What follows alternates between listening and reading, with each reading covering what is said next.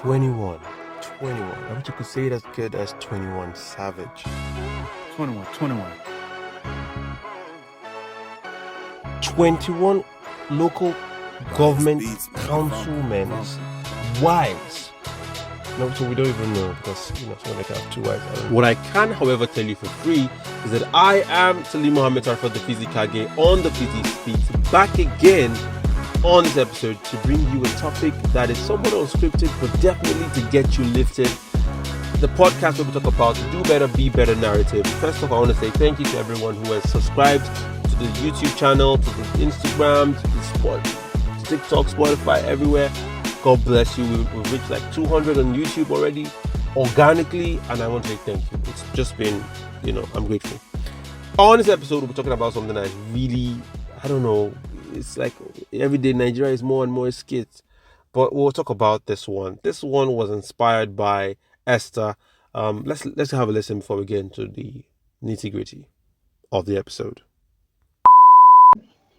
I was working on my desk when I looked up and saw this ridiculous headline on the news that read, Adamawa Local Government Chairmen's wives traveling to Turkey for training. Anyway, I just want to drop a quick thought on this story. I don't know much about it. I only watched the news anchors talking about it, and I just want to share my thoughts on what I know about it. Honestly, I'm still trying to understand it. Like, what kind of training is this, and how does it help people back home?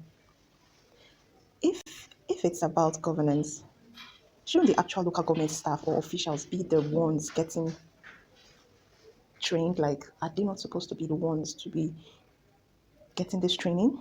What makes it even harder to swallow is the reality on ground.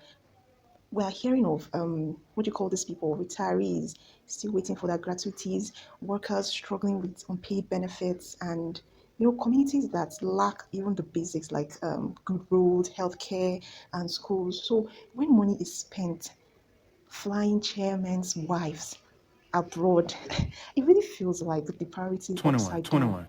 If the training was genuinely about empowering women, since now we're saying, it's the wives of the local government chairman that traveled. So if the training was genuinely about empowering women to make a difference in their communities, that could be great. But the big question is, are we going to see the impact in Adamawa, or will it just be another expensive trip? The accountability matters, Every kobo should count towards making life better for the people, not just for the few that are privileged. 21. I'm going to start with asking one fundamental question. The councilwomen, what constitutionally recognized office do they hold? And your answer is as good as mine, which is none. Let's just say none. None, nil, zero, nada, nothing, nothing. Essentially, they are private citizens, and there is no legal basis whatsoever, as far as I can see, for expending local government funds, which are derived from taxpayers and the sweat of Nigerians. The chairman of the Association of Local Governments of Nigeria defended the decision, arguing that the training was essential so the wives can effectively support their husbands and ensure efficient local administration. He even pointed out that the chairmen themselves had gone for a similar overseas training 2 months prior. The message: training the spouses is an extension of effective governance. Now, I look, in his defense, because he needs a defense now, in his defense, yeah, training is important. Yes, training is very important. However, in my attack, fight. There are so many ways to achieve training, even if you want to train the wives, the sons, the daughters, the cousins, the uncles. Who are you training next? The grandparents? Like can we calm down? Can we look at this thing like constructively as a people that want to stop being a skit? Now, another thing is, there is no line item in the budget for the first lady of the local government. I know, we say, what about the first what, the first man, the first husband, the gentleman of the republic? What is this? So now let's go to another side, the financial question, right? Now, this is where, for me, I get more angry. The trip now, not about 21 Savage training them in leadership, which, by the way, I'm very sure 21 Savage could have trained 21, them in leadership, right? While we're at it, we should probably send 21 state government. I don't know. Everybody should just go for training with 21 Savage, right? 21 of you. Leave out the remaining people, just 21, right? Now, obviously, 21 is a very, very interesting number at this point, so just bear with me. Now, this squandering now, let me just call it squandering because it doesn't make sense. At the moment, what's hurtful about this? Why? I don't know why I take this personally. Maybe because I am from Adamawa State. I just want to let it out because why? You know, I slept on it. I tried to sleep on it. Tried to just, you know what? It's another skit. Don't worry, Salim. It's just another skit. You don't have to get into it. You don't have to bite the biscuit. See what I did there? Look at the state of local governments right now. How many of them are struggling to pay staff salaries? How many pensioners are going without their entitlements? How many basic community projects are unfunded to the point where every single thing we want to do now, we are asking for foreign aid? It's that bad. But we are a country, a nation. I would even say Adamawa State is a state that should be in contention for one of the richest states in Nigeria.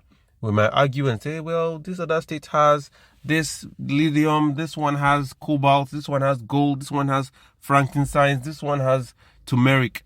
That's not... Whether you're the president, the head of whatever department, you know, defense, you know, you are essentially leading people. You are leading realities. You are leading identity. Now, I'm going to say this again so that people really get what I am trying to say. If you are the governor of a state, the deputy governor, the chairman of a local government council, or the local government chairman himself, or the chairman of an estate, you are the developer of an estate, you are the chairman of an estate, or whatever, you essentially have a responsibility to make sure that people that you are leading understand that they are being led. And being led, or now being the person who is leading, means that you essentially have to lead even the image, the vision for what you represent. Your leadership should give identity. Your leadership should give direction. Your leadership should give value. Your leadership should give order. Your leadership should give a sense of belonging. One of the richest countries in, for example, Europe is Luxembourg. Now, do they have the best footballing nation? No. Do they have are they the most popular in music? Absolutely not. Are they, I don't know, what are they known for? They are literally the financial hub of Europe. In a sense, anyone can argue this. You can Google this thing up. Check. I think at 2020, they had one of the highest GDP per capita, if that's how it's, I'm putting it right, because I remember saying this in 2020. They have one of the highest cost of living. However, their people are one of the highest paid. So everybody in Luxembourg is basically balling. Now, what is the reality in Nigeria? The standard of living is, it looks, in some places, it's like, it's not so bad. It's more expensive in the US and the UK. But when you look at it, the average person is earning way less than what they should be able to earn for them to live reasonably in Nigeria. School fees will want to kill you. You know, back in the day, you have kids, you have 4 kids, you say, oh, the more the children, the more the blessing. Still good, still true. Just that the blessing is going to stress you. It's going to stress you. Now, back to this thing now. The again, still on my attack, because I don't know what defense is working right now. But for governance advocates, right, I think this is a clear-cut case of the abuse of office and local government autonomy. Because instead of using this autonomy to serve the grassroots, like I said, giving your people a sense of identity, this is just funds being siphoned off for the personal enjoyment and status seeking of the elite. You get into power, you want to enjoy yourself, you know, and it happens. It's not just in politics. It happens even on the ground. You have people who start a business. You get to a point where, okay, you're making some cash flow. You don't even realize that at this point, you're supposed to put money back in that business for it to work, for it to grow, for it to scale. That's the problem a lot of Nigerian, not just Nigerian now, African businesses have. Scaling. And it's difficult. Yes, the terrain is terrible. There's bribery, corruption, things everywhere. There's unnecessary levies, taxation. I want to cut your neck. I get it. However, the moment money touches the average African person's hand, I'm going abroad. That's what happens. And it's easy to judge when you are still a young business. Once you hit like the 5-year mark, you're a bit comfortable now. Money is coming in on a steady. Well, guess what? I want to go abroad. And then you go abroad. But guess what? You are funding a currency with a business. You are funding a currency that is stronger than your native currency, with a business in your native currency. So the business is going to die because one of those things is going to give up. And the problem is that the poverty didn't end when you had money. The poverty continued because you carried on with the same way of thinking. And now look at this. This is what's happening in our policymakers' space. Don't get me wrong. Having a good life is good. I'm not going to tell you it's not good. Have a good life. However, when you're responsible for people, it's shameful that you have no sense of responsibility. You have no sense of the fact that you have to be accountable for what you said you were going to do, for who you said you're going to represent, for the people that you are leading, for the people that you are trying to give identity. I think this is the problem we have. Creating a sense of identity in the people we are leading. And I'm going to take this to a personal level because I like to bring things down to a personal relationship level. If you are a brother, you're a sister, you're a father, you're a mother, you have a responsibility to that person who looks up to you. And sometimes the responsibility is to that person who you look up to, but the responsibility I'm speaking of here is in terms of leadership. Sometimes you lead from the back. That's a different conversation. However, your leadership means I am giving you a pool. I am giving you an example so that you have identity in who you are, in where you stand, in what you represent, and the fact that you are being represented. That is leadership. That is leadership. Giving people a sense that someone somewhere is giving an example of what it should be to lead. I'm grateful for the fact that I've had people around me that I listen to, I look at how they lead, and I'm inspired. The other day I had a late night meeting now with one of my leaders, and he called in to check in. How are we doing? What's going on? What are the processes we are using? How are we evolving? What challenges are we having? What have you noticed?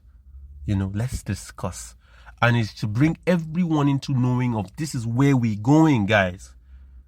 That is leadership. The fact that you could fund a flight of 21 people to Turkey. Flights to Turkey are not cheap, especially in this current economy. Thinking about the fact that you have people behind you who are waiting on you. You know what? It's not worth it. To them, it's not. But it's not just about them. It's about the cost to democracy, the cost to the broader sphere. And I'll explain. This incident speaks to a pervasive chronic issue in Nigeria, which is the culture of reckless spending and just this disorder by officials and their close associates. Now, if the wives of the council chairman, the third tier of government, by no joke, that is the third tier of government, right? People who are supposed to be closest to the masses. If these people can undertake this kind of costly trip, senseless spending, while their workers go unpaid, it sends a terrible message about accountability and the reality of local government autonomy. Tomorrow when they say, oh, the local government, they need more power, they need to have state policing, they have to... It says a lot about the reality of local government autonomy. And it also exposes the fact that there is less likelihood of freedom for the everyday man. Because the funds that we are looking at coming to the country, to the people, to development, to infrastructure, to human capacity building will be hijacked for the benefit of a select few. The question moving forward is not just about the cost of the flight and the hotels. It's about the cost to democracy, the cost to citizen trust, and whether our anti-corruption institutions have the will to challenge this culture of impunity, even at the lowest rung of government. Well, there's a point there about how this actually will come back to affect the people of Adamawa State. And if your guess is as good as mine. There are so many ways that you can make a case for trainings. You can have virtual trainings. If these people are not good enough to do virtual trainings from where they are, then they are not good enough to be your wives. And again, they are not good enough to be anywhere near the policymakers, the anything. And then the policymakers who should be judged, because why, for whatever reason, have you not, because your first constituency is your family. If your family is not good enough to take a virtual course, why are you leading Nigeria? What is this? If your family is not good enough to say, nobody out of the 21 councilmen's wives, not one of them said, this is not going to be a good idea, guys. Not one of you? No one? No one thought that this was going to be a bad look? Damn, you must really not like your husbands because you don't want them to come back. Because I don't know in what sane world these people come back for any position of any kind. If they are not already behind bars by that time. For me, the verdict is out there, but the action is yet to be seen.